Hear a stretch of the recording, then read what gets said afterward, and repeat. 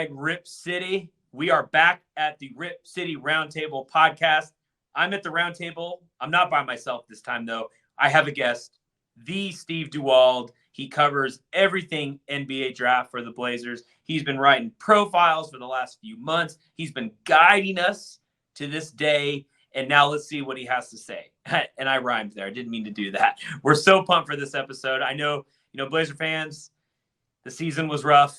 And we were just trying to get to this draft. So now we're at the draft. Let's recap it.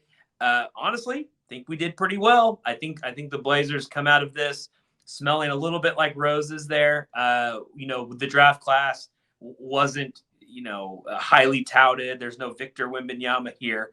But for the moves that Portland had in front of them to make, I think they did the best they could. Lemon out of lemonade from lemons. I don't know, all the metaphors you want, you can use here in a positive way. But we're just excited. I'm glad it's wrapped up. We're recording this as the second round is finishing. So Steve gives his insights on what we did in the second round, or maybe what we didn't. But it might have been a positive thing. So we like that. So anyway, don't go anywhere. We're going to take a very quick break, and then we'll be right back with Steve Dewald on the Rip City Roundtable podcast.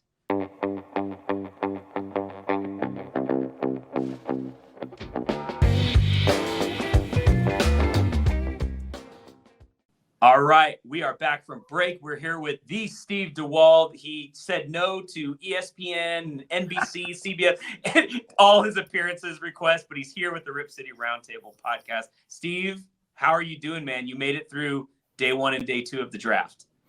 No place I'd rather be than on this podcast. So I'm happy we finally made it work.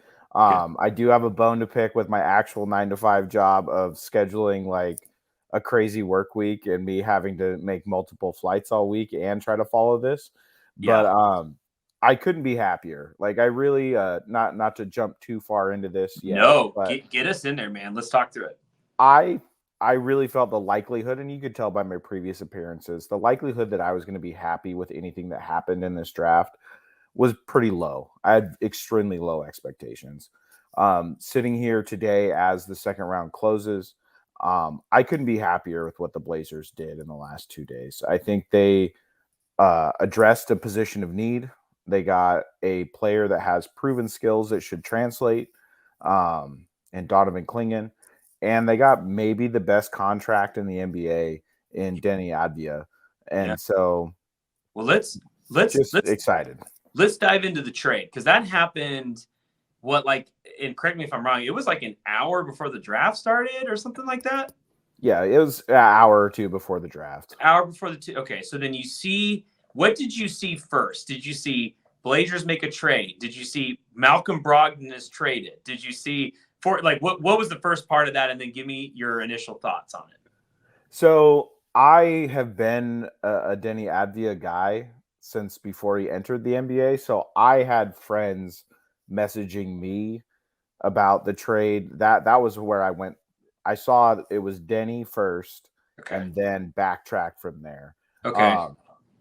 Always been an advocate for his game. Now, granted, he's a little different player than I thought he was going to be coming into the league, but he's starting to show a lot of the things that I thought he was going to do. Okay. As a lottery pick. Give us a little background on him, because to be honest, I know the name, not tracking much Wizards basketball, but I knew the name. Some Bill Simmons, some of these other big outlets, have talked about him in the season he had this year. Tell us, as Blazers fans, give us some insight on him as a player. What maybe he was as a prospect, and now what he's turned into. So coming into the league extremely young, and just to kind of put this in context, he's been in the league for multiple years now. He's younger than Chris Murray, who was the first-round pick by the Blazers last year. Wow. So just to put it in context of when he was coming into the league, was a super young player playing in a very competitive, the Israeli league, quality play. They play in EuroLeague. Just looked like a really competent two-way player. Plays offense, defense, plays hard, but also there was a lot of potential. His ceiling was really tied to his potential of becoming a facilitator at the next level, almost the same billing as a watered down Luka. He hasn't quite been that, but last year we're talking about setting career bests in assist rates. His usage goes up in those categories, while his turnovers don't jump way up. So he's adjusted to that output. His 3-point shooting was great last year comparatively to where he's been. I still want to see him do it another year to make sure it's not an outlier year. So he went from around 30%, actually below 30% last year or 2 years ago. Last year at 37%. So it'd be nice if that sticks right in that 37 to 40 range. But really, the thing here is he is still extremely young, 23 years old, younger than a couple players that got drafted in the last 2 days. And just really, there's team-friendly contracts, and then there's like further down the spectrum what this contract is for Denny. And really a descending contract where in the final year you're at 11-12 million dollars, and this cap is going to go up and up and up. You're talking about someone who is going into his prime at that point and is going to be on a very cap-friendly deal. Now that might complicate things if he wants to stay in Portland beyond that, because that you get into that weird situation with his bird rights. But if they decide to move off him and he's playing well, he's going to be a very valuable trade piece. And by then, hopefully, what type of players you want to target. Hopefully, you know what Scoot is, what Shaden is, and then hopefully, we get something really awesome in the 2025 draft. No kidding, man. That's great. I mean, it's like how often, like you said, you got a guy that's been in the NBA like 3 or 4 seasons, right? But he's younger than some of these draft picks we had this year. Like they were rookies. Like that's unheard of. And then the descending contract. I know you probably don't know off the top of your head, but it's like how many of those are in the NBA? It's like they always go up.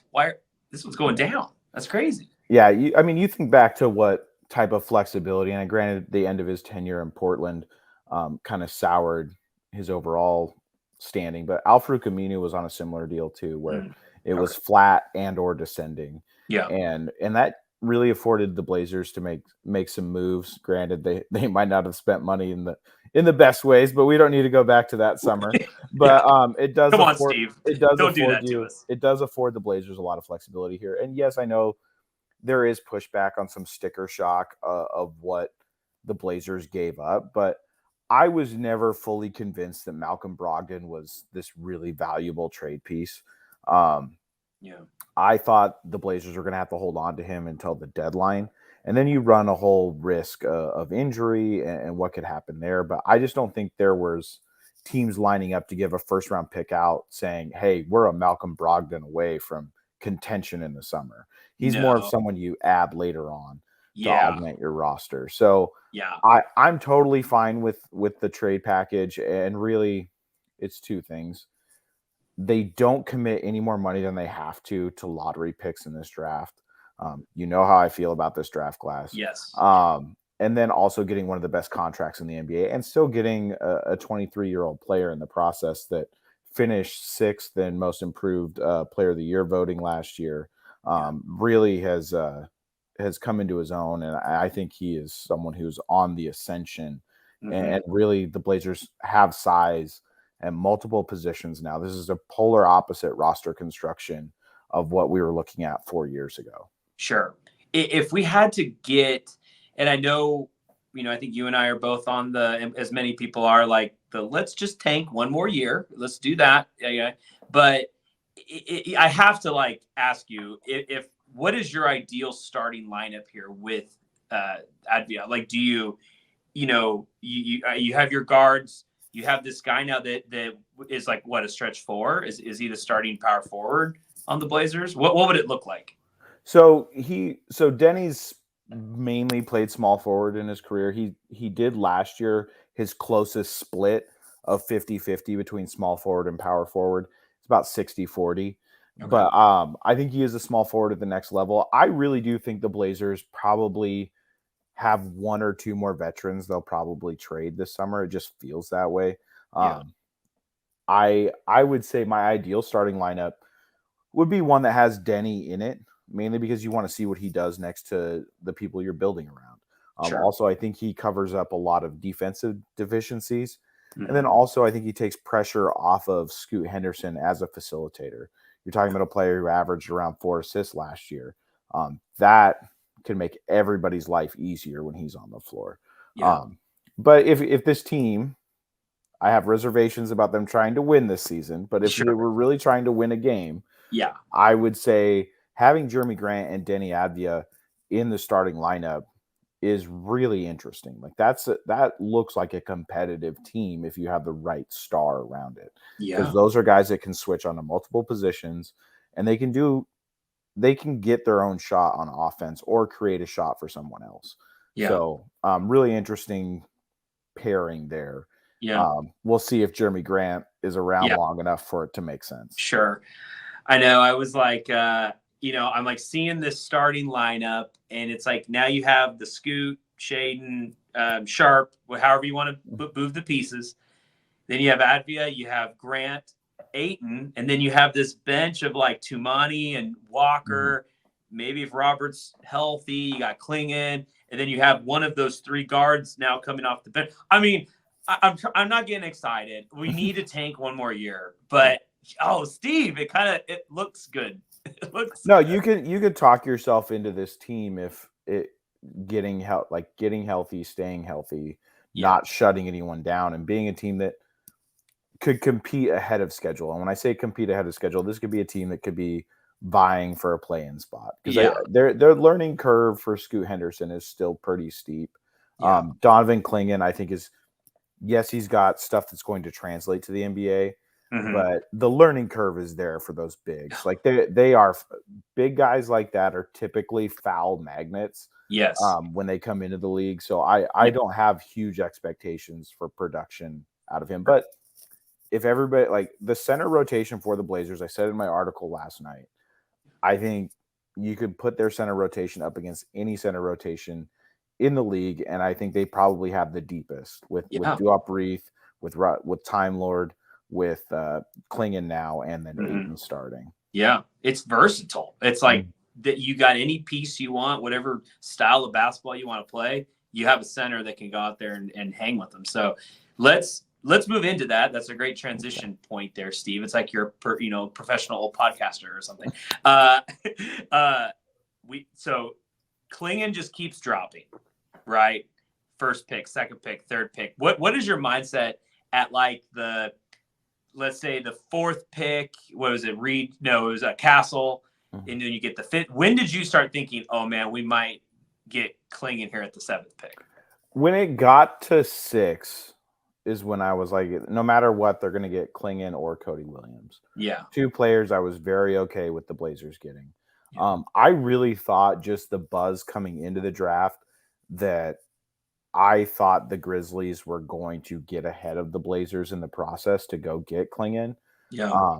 And there was a little bit of a scare when the Hornets got there, and it sounded like they were fielding phone calls. But I think when it got past Houston, that was the one I was wondering if would Houston trade out, or would Houston just take Donovan Clingan? I think when it got past Houston, that's when I was like, there's a real possibility that the Blazers can just stand pat at number 7 and get a player that I think it became pretty clear that they were going to take a center. I think that's, we heard a lot about Zach Edey. We heard a lot about Donovan Clingan, and I think it was very clear they were going to take a big man there. And it was awesome that they didn't have to give up anything else to move up to take him. Yeah. No, I think that was big. I know Memphis lurking there, and then ends up getting like Zach Edey, who, I know we were looking at, and I think some people think, oh, was that a reach or not? But, that's what they were looking for. I'm still hoping. I don't know what pieces we would even get. And I know a healthy Rob Williams, I'll take it. But I just have to assume he's not going to be healthy. And I was like, well, Memphis would be a decent trade partner there, But anyway, I was glad we got Donovan. I think that's a guy, again, in a draft that's kind of all over the place. Who knows where these players are going to land, in the next 2 or 3 years, or what their progress will be. But I mean, that's a guy that's a winner. He's huge. It seems like he has good touch, and he can anchor the defense. So it's like, I don't know, man. I feel like we did well, and just even responses too. I know reading Twitter and other outlets. I mean, I feel like it's overall pretty positive. A lot of, not that it matters, Steve, but it's like, that is kind of nice. It's validation somewhat.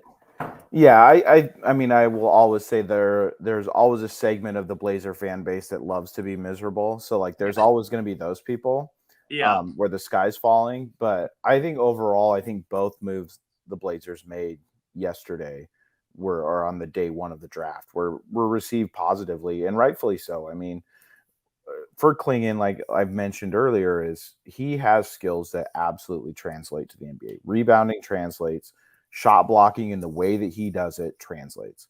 Now, yes, there's questions about his game. I'm still curious if he can thrive outside of drop coverage in the NBA. I don't know if he's a guy who can step out. There's some pundits who think he can.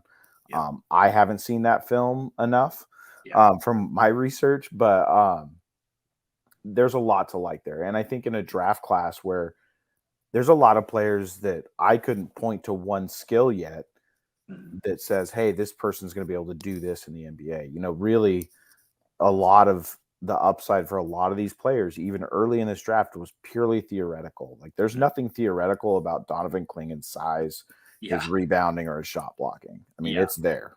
For sure. Yeah. Wingspan is not theoretical. We can measure that. So I think if he can survive in space in a pick and roll defense, I think that he's golden. Like, he can play make a little bit too and those things, but that will be the test. If he is just getting abused in pick and rolls over and over again. And as a rookie, it's going to happen. But yeah, he's gonna get tested. But also too, I think understated here is, I've mentioned it a couple times, but he is a point guard's best friend. I mean, he is a big time role guy, great hands. I still quite haven't figured out how his soft hands don't translate to better shooting, but we'll cross that bridge when we get there. But he, like you said, he's a good passer, can control the ball in traffic. Like he is going to be a huge asset for Scoot in pick and roll situations. Like both those guys getting downhill. That's a lot of athleticism, a lot of big time finishing above the rim for both of those players. Like it should be fun to watch. 100%. Yeah, it will be fun to watch. Were you okay with us trading, part of the deal with Brogdon was trading the 14th pick? I know, as we're leading up to the draft and it's always like, hey, who we take at 7 and who we take at 14 and 7 and 14. Were you okay with us not? I know you were like, we got to dump the salaries, but were you genuinely were okay with that? No, I mean, jumping the salary and the veterans thing, I knew that was going to get worked out, whether it was this summer or if it's going to be at the deadline. And I still think there's moves to make there. My big concern was I did not want to live in a world. I did not want them to take both those players. I did not want them to commit cap to this class. I think it was, I think they executed it perfectly. I mean, as the second round comes to an end, they didn't use any of the second round picks. They picked up 3 first rounders and some cash, which I don't care about cash, but 3 additional first rounders later years from the Knicks. Only took 1 player from this class, which I think is perfect. I wanted as little exposure to this draft class as possible. And the Blazers executed it perfectly. And the player they did come away with, again, beating the drum, proven skills, proven winner, a safe bet at a position of need for them. Yeah. As we're recording, like you said, they're wrapping up the second round now. Were you bummed we didn't draft Bronny James? Are you bummed, Steve? I'm so happy it's just going to be over. Like it's awkward. And like, I get it. Like he is LeBron James' son. And there was a time where he had a little bit more of a prospect profile, but like, I'm just ready for it to kind of disappear from the conversation. So I am happy it's over. I was interested to see if there was going to be a team that would draft him and kind of hold him hostage, but it just didn't happen. I was rooting for it. I just was hoping, come on, just one team, let's do it. Because I'm sure Rob Pelinka was just giving calls every round, being like, if you do this, you or else kind of thing. Rich Paul as well. I mean, I think the fellas at Clutch did not want to make this awkward. No. And they were prepared to make other teams' lives awkward if they did take him. No kidding. Do you think, and I don't want to spend too much time on it, but like, let's say, they'll play Bronny in game 1 and it'll be nationally televised and they'll make a big stink of it. Do you think eventually though, it's just like he'll just be on the G League affiliate for the Lakers? That's kind of where Bronny will live for probably a year or so. I don't know. I mean, I think that probably depends on where LeBron thinks Yeah. about what he thinks about the situation. Yeah. He wanted to play with his son. I don't know if his idea of playing with his son just means they're on the team together and he's in South Bay Lakers the whole Sure. time. Yeah. But I think there is a huge opportunity for Bronny to develop in the G League, and I also think there is a revenue stream there for the entire G League if he's there. So I would expect him to see some time there, but I think I think LeBron's going to probably exercise some of his power here and make sure he's on the roster with him. I fully agree. I think that's going to happen. Yeah, but I mean, Hand Fruit Nation when the South Bay Lakers come to Rip City remix, man, it's going to be wild in there. So okay, Steve. So you have to give a grade right now, and you have to tell me why you gave that grade. So, but you have to include not just like, okay, we drafted Clingan at 7, that's great, but you got to include the trade. You got to include getting out of the second round picks, all of it put together. What's the grade, Steve, and why? So last night, after day 1, was a B+ for me, and I just felt like you can't give an A to anybody in this draft class. So they did everything right. Yeah. I think by not taking any more players in the second round, I think it's enough for me to like push it to an A-. Oh, we got an A-. So okay. I think getting Donovan Clingan, I think is a palatable prospect for me in this class. I think acquiring Denny at his contract is a masterclass. Like, I don't think people really understand how valuable that's going to be, whether it's him being valuable as a player for the Blazers or being extremely valuable as a trade piece later. So just excellent move there. And then not backing yourself into a second round pick when you're already facing a roster crunch. I would imagine they'll probably be active with 2-way contracts and inviting people to the G League and to their summer league team. So I think the next hour or two is probably going to be pretty busy. Okay. But I was really impressed with what they did in the last couple of days. And again, I don't know if it's because my expectations were so low, but I did not expect to come away from this process happy with how things went. So yeah. I am happy at A-. Yeah. Well, I think Joe Cronin, the general manager, kind of this attribute of patience has been interesting by him in a good way, because you wait out the Lillard, the saga of last summer, and then you get into this and having the 7th pick, you kind of probably could have gotten a little gun shy or jumpy maybe. And then, someone's going to jump ahead of us. What do we do? And then just really like standing pat. And then the player you probably were targeting the whole time falls to you anyway. So I think, do you think Joe Cronin, like, have these been just kind of, I don't want to say lucky swings, but I mean, do you think this guy really has the chops? Like, does he have a blueprint for this? Or should Portland fans, Rip City fans, be like thrilled that he's the general manager? We'll see. I'm open-ended on this. So I think he's doing the right things, but I want to see, one, what the coaching staff looks like going forward.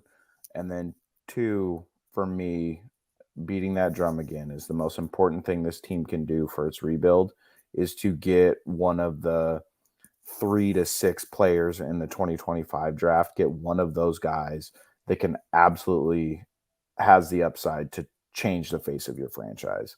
Yeah. And I'm hoping if he's playing the patient game and has foresight here, hopefully that is the plan for the organization. But my nightmare is that they try to cobble together something to make an 8th seed this year, and then they don't get, a top 5 pick this next year. But I think Joe Cronin has done a good job of calming, like you mentioned, just kind of shutting out that noise and continue to make the moves he believes in. Yeah. And we'll see what that looks like the rest of the summer. But I think overall, I think the organization itself has some changes it needs to make, whether it's the coaching staff, whether it's ownership, and what that will look like. But I think Joe Cronin's made a decent case that he can handle captaining the ship in stormy waters. Okay. I'll leave you with this. I want your take. Odds. What do you think the odds are that the Blazers win the Summer League championship, Steve? We got Scoot, Clingan, Chris Murray's on the team, probably Ryan, Rupert, probably Tumani. I doubt Jabari. Maybe Jabari. I don't like. That's a squad, Steve, for a Summer League title, which is, Portland. We've done this before. So what do you think? You think good odds or bad odds? I would be shocked if Scoot plays a lot in Summer League. And really, it's about guards in Summer League. It's about having that primary scorer there, because it's a lot of line drives to the basket and some ugly basketball in Summer League. I love it, but it's ugly. Sure. I think obviously I think they have a chance just because they've selected so high in the drafts recently. So those teams usually are fairly competitive, but there's going to be some teams here that are going to make some noise too. I think the Timberwolves, by getting Dillingham, I think they're going to be tough. I think Reed Shepherd's going to have a great Summer League. There's going to be some teams that are going to be really tough, and with those guards that can kind of do it all themselves, those guys typically are the ones who really make noise in Summer League. Okay. All right. You heard it here. Yeah. And I think, if Scoot's not playing, then I take it back. We probably don't have a good chance. Yeah. So I'm with you. They probably hold it. He played one Summer League game last time? Or two? Well, he got hurt 14, 15 minutes into the first game. So. Yeah. So probably shutting him down. Okay. Yeah. Well, Steve, so again, our listeners, we can catch you. You're riding on Blazers Edge. You've great profiles leading up to the draft. That was amazing. So you want to go know what Steve thought about Clingan? Go back and look. He did a profile on him, and then we get to check out your coverage. Do you have anything like wrapping up the second round you got coming out? I'll probably see just who they bring in, and who they sign to kind of these contracts and Summer League invites, and see what that looks like. See if it warrants something like that. I would like to. I'm traveling to go watch Team USA play the final game in the Copa America, so that's going to cut into kind of my timing on what I want to write here. Yeah. But I would like to just introduce the 2025 draft class through Blazers Edge. Usually that's, after the dust settles, there's those way too early mock drafts that come out, and that's always kind of one of my favorite things. And I think this year is going to be off the charts interest in the draft. Oh, huge, man. I can't wait for that to drop. When you drop that, we'll definitely promote it. I want to know. What your thoughts are. Perfect. Cool. That's my goal. That's kind of the one that's really I've been thinking about for a month and a half of. Yeah. That's kind of the direction I want to go. Yeah, cool. Well, Steve, we appreciate the time. Go root on Team USA. Let's get it done. And we appreciate all the draft coverage, and we get excited. We'll get excited for 2025. Here we go. Thanks, Corey. Right. No problem, Steve. See ya.